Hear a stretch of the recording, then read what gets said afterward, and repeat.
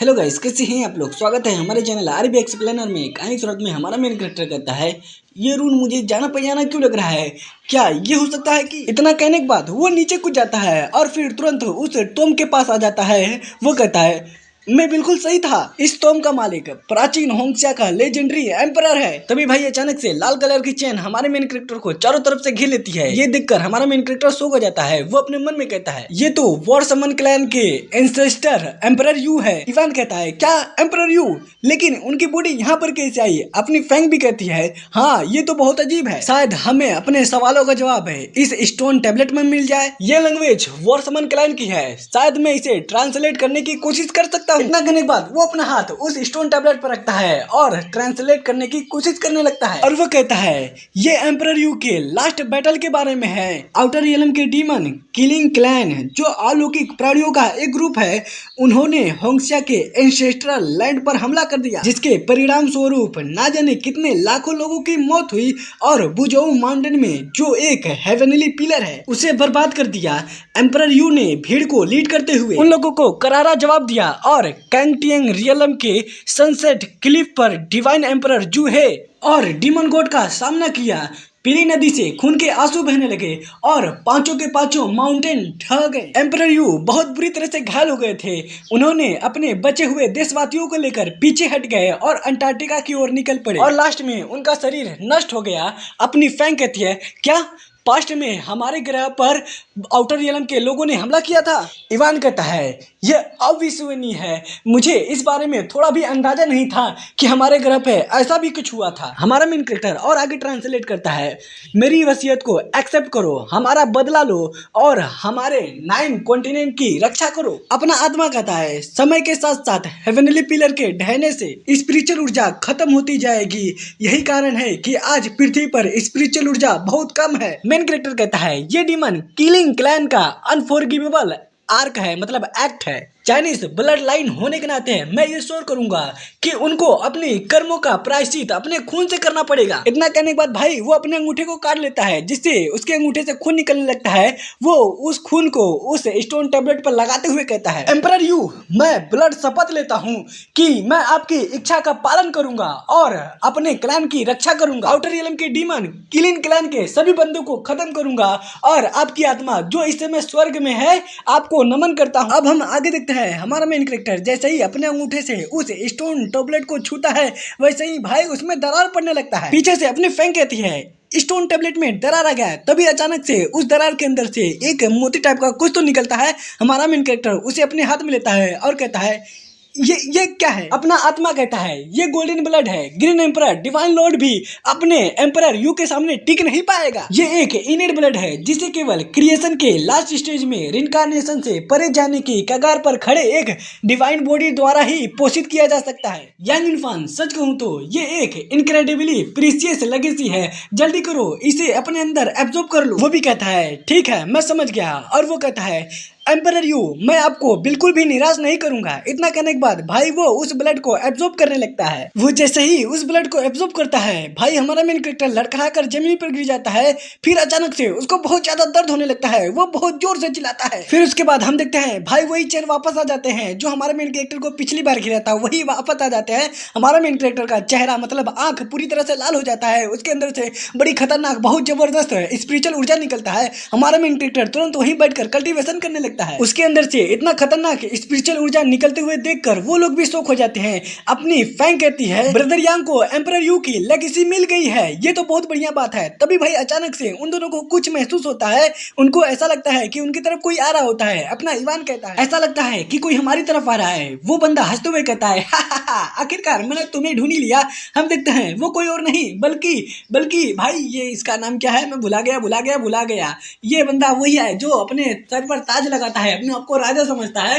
वो कहता है, मैं भगवान का संदेश लेकर आया हूँ। कौन सा संदेश लाया भाई, खाने वाला कि देने वाला। कहने का मतलब मैसेज देने वाला कि खाने वाला संदेश। इवान घबराते हुए कहता है, अरे नहीं, ये तो सीक्रेट ऑर्डर के मेंबर है। अपनी फैंग गुस्से में कहती है, उन्हें रोको, हमें ब्रदर यांग के रास्ते में किसी को भी आने नहीं देना है। वो बंदा हंसते हुए कहता है, मेरे रास्ते से हट जाओ वॉर ऑफ गॉड, वो भी हंसते हुए कहता है ये एम्परर यू का टॉम्ब है सेंट पॉल। अगर तुम होंगसे से कुछ चुराने के बारे में सोच रहे हो तो मेरा सुझाव है इस विचार को अभी छोड़ दो। अपनी अपनी यार फैंग भी अपने पावर को एक्टिवेट करते हुए कहती है जी हाँ, ये होंगचा का प्राचीन टॉम्ब है, तुम्हें यहाँ आने की परमिशन नहीं है। वो भी कहता है मुझे फर्क नहीं पड़ता कि ये टॉम्ब प्राचीन गॉड का है या एम्परर यू का। यहाँ का जितना भी ट्रेजर है सब के सब मेरा है, किसी को भी छूने की हिम्मत मत करना।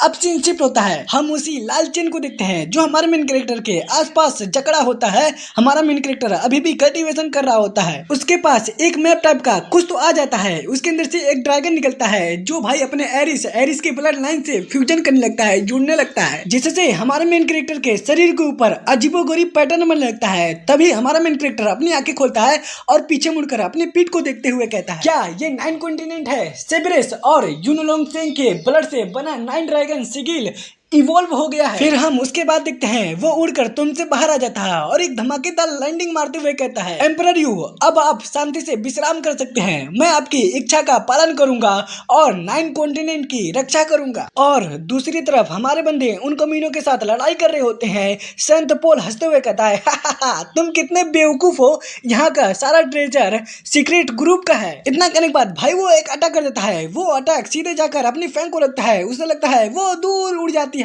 जैसे ही जमीन पर गिरने वाली होती है हमारे मेन कैरेक्टर आकर उसे पीछे से पकड़ लेता है, बचा लेता है। फिर वो उसे लेकर एक पत्थर के पीछे मतलब नीचे उतार देता है और कहता है सिस्टर फैंग आप चिंता मत कीजिए, मैं इन बाकी लोगों को संभाल लूंगा। तभी ओब्रियन गुस्से में चिल्लाते हुए कहता है मास्टर जी, ऐसा लगता है यांग इनफान को वो ट्रेजर और इनहेरिटेंस मिल गया है। वो भी हंसते हुए कहता है चिंता मत करो, ताबूत अभी भी बंद है, मुझे पूरा यकीन है अंदर और भी प्रीशियस ट्रेजर छुपा होगा। यांग इनफान कमीने, तेरी इतनी हिम्मत कैसे हुई कि तुम मुझे रोके, मेरे रास्ते से हट जा।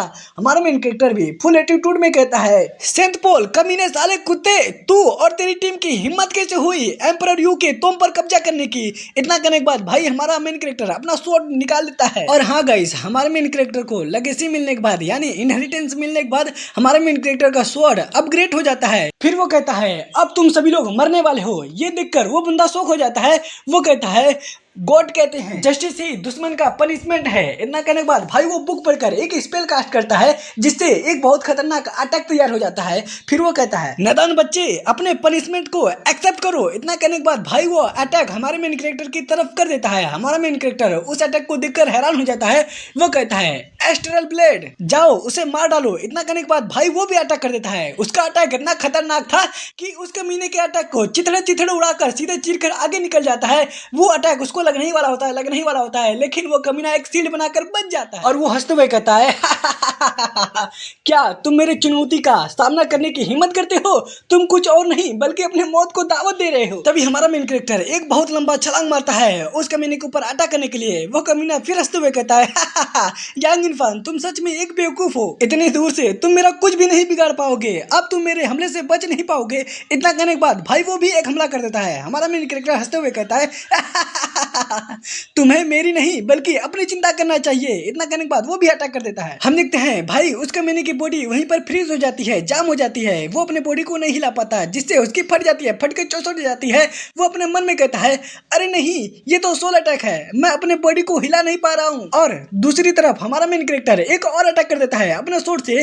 वो अटैक हवा को चीरते हुए उस कमीने की तरफ चल जाता है, सीधे उस कमीने की फट जाती है और कहता है अरे नहीं मैं अपने बॉडी को कंट्रोल नहीं कर पा रहा हूँ, मैं इसे हिला भी नहीं पा रहा हूँ, अब तो मैं गया। लेकिन भाई बीच में ओब्रियन आ जाता है। वो अटैक उसके शरीर के आर पार हो जाता है, उसके मुंह से खून निकलने लगता है। वो कमीना चिल्लाते हुए कहता है ओब्रियन नहीं। वो उसे पकड़कर नीचे लेकर आता है और उसकी आंख में आंसू आ जाता है। वो रोते हुए कहता है ओब्रियन नहीं, ये सब मेरी वजह से हुआ है, ये मेरी गलती है। हमारा मेन कैरेक्टर कहता है सेंट पॉल ओब्रियन की मौत तुम्हारी वजह से हुई है, तुम्हारी गलती की वजह से हुई है, तुम्हारी लालच की वजह से हुई है। वो भी कहता है नहीं यांग इनफान ये सब तेरी गलती है, तूने मारा है ओब्रियन को। मैं सीक्रेट ऑर्डर का लीडर हूँ, मैं तुम्हें यहाँ से जिंदा भागने नहीं दूंगा और इसके साथ मैं तब तक नहीं रुकूंगा जब तक हम में से कोई एक मर नहीं जाता। हमारा मेन कैरेक्टर कैरेक्टर भाई फुल एटीट्यूड में होता है। वो अपना शॉट आगे करता है और कहता है, अच्छा ऐसी बात है तुम मरने के लिए तैयार हो जाओ। वो भी अपना किताब निकालता है और कहता है, भगवान ने ऐसा कहा था। जब सदी का निर्माण हुआ था तो डिस्ट्रक्शन इनविटेबिलिटी हो गया था। इतना कहने के बाद वो अपने किताब से एक पन्ना पढ़ता है और स्पेल कास्ट करता है, जिससे भाई एक अटैक एक अटैक नहीं, बहुत सारे अटैक बन जाते हैं। वो फिर कहता है, जो भगवान का सम्मान नहीं करता वो सबसे पहले नष्ट हो जाता है। हमारा मेन कैरेक्टर कहता है, व्हाट द फक, क्या गजब इंप्रेसिव हो रहा था, मजा आ गया, लेकिन तेरे ऑरा का पकौड़ा हो जाएगा मेरे सामने, तेरा ये अटैक टिक भी नहीं पाएगा। इवान कहता है, सेंट पॉल अपनी प्राथमिक क्यूआई ऊर्जा को जला रहा है और सीक्रेट ऑर्डर बुक के पन्ने को भी फाड़ रहा है, क्या वो पागल हो गया है? अब हमें वही दूसरी तरफ का सीन दिखाया जाता है जहाँ ओब्रियन को एक दूसरा बुढ़ा उठा कर लेके जा रहा होता है। वो कहता है, हमारे मास्टर ने एक सबसे शक्तिशाली सीक्रेट टेक्निक का इस्तेमाल किया है, अब आसपास के सभी बंदे मर जाएंगे। अब हम उसी कमीने को देखते हैं जिसका चेहरा पूरी तरह से पिया पपीता हो गया होता है, उसका पूरा चेहरा सीरियस हो गया होता है। वो कहता है, लाइट ऑफ फ्रेंड। उसके इतना कहते ही भाई जितने भी ऊपर स्वॉर्ड थे सब नीचे बारिश की तरह नीचे भड़कने लगता है, मतलब बरसने लगते हैं। भाई वो अटैक बहुत शक्तिशाली होता है। अपना इवान जैसे तैसे करके उस अटैक से डॉज कर रहा होता है, बच रहा होता है। हमारा मेन कैरेक्टर अपने सिस्टर फ्रेंड को पीछे करता है और सिर्फ भाई एक ही अटैक करता है। एक ही अटैक में आसमान से जितने शॉट आ रहे थे वो सब पल भर में खत्म हो जाते हैं। वो कमीना हंसते हुए कहता है, तुम्हें क्या लगता है एक छोटा सा तलवार लेके तुम गॉड के शक्ति का मुकाबला कर सकते हो? नहीं नहीं मुन्ना नहीं, मैं तुम्हें हार का स्वाद चखाऊंगा। इतना कहने के बाद भाई वो बहुत बड़ा गोल्डन स्वॉर्ड बना लेता है और कहता है, भगवान ने कहा है जब उनका गुस्सा दुनिया पर बरसता है तो हर जगह तबाही मच जाती है। भाई दूसरी तरफ हम अपने मेन कैरेक्टर को देखते हैं जो भाई अपने मास्टर का दिया गया स्वॉर्ड निकाल लेता है। वो कहता है, अगर ऐसा ही चलता रहा तो एम्परर यून का तुम खराब हो जाएगा, बर्बाद हो जाएगा, मुझे उसे रोकना ही होगा। इतना कहने के बाद उस बॉक्स के अंदर से अपना तलवार निकाल लेता है और कहता है, सेंट पॉल मुझे तुम्हें दिखाना ही होगा कि असली होली स्वॉर्ड किसे कहते हैं। अब सीन शिफ्ट होता है, हमें दूसरी जगह का सीन दिखाया जाता है जहाँ पर भाई हम इस बुढ़े को देखते हैं, कंट्री एम का बुढ़ा आलम और वेरिएबल विजडम मोंग को देखते हैं। बुढ़ा कहता है, इस शक्तिशाली ऑरा ने सेंट पॉल के ग्रैंड प्रोफेसी स्पेल को एक्टिवेट कर दिया है। कमीना मोंग भी कहता है, हाँ तुम बिल्कुल सही कह रहे हो, ये जगह बर्बाद हो रही है, हमें तुरंत यहाँ से निकलना होगा। और वो अपने मन में कहता है, ये जो पहला ऑरा महसूस हो रहा है वो सेंट पॉल का है और जो दूसरा है वो किसी और का नहीं बल्कि यांग इनफान का है। फिर हम उसके बाद देखते हैं वो दोनों लोग वहां से भाग रहे होते हैं। बुढ़ा कहता है, मुझे एक टनल मिली है, चलो उससे चलते हैं। वो भी कहता है ठीक है, और वो अपने मन में कहता है, अफसोस की बात है यांग इनफान है, इस बार मैं अपने हाथों से तुम्हें मार नहीं सकता। अब सीन शिफ्ट होता है भाई हमारी मेन कैरेक्टर की तरफ, नहीं उसका मीनिंग की तरफ सीन शिफ्ट होता है।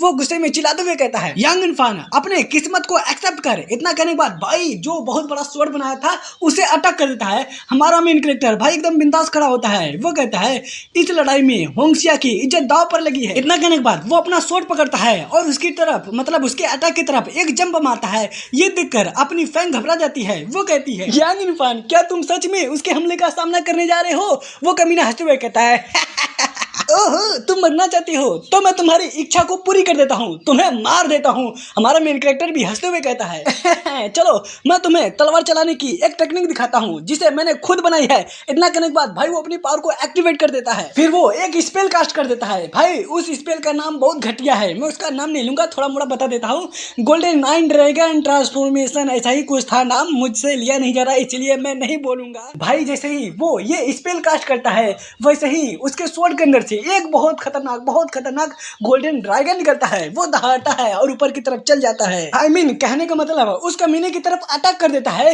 वो उससे जाता है, टकराता है, बूम, बहुत बड़ा धमाका होता है। हमारा मेन कैरेक्टर एक जंप मारता है और कहता है, सेंट पॉल अब तेरा खेल खत्म। भाई हम देखते हैं उस कमीने का शील्ड टूट चुका होता है। वो घबराते हुए कहता है, नहीं ये नहीं हो सकता, ये संभव नहीं हो सकता, भगवान की भविष्यवाणी कभी भी गलत नहीं हो सकती। हमारा मेन कैरेक्टर उस कमीने को चीरते हुए सीधे आगे निकल जाता है और गाइस आप देख सकते हैं उस तलवार के नोक पर खून लगा होता है। अब हम इस कमीने को देखते हैं जिसके आंख से आंसू निकल रहे होते हैं। वो दर्द से तड़प रहा होता है।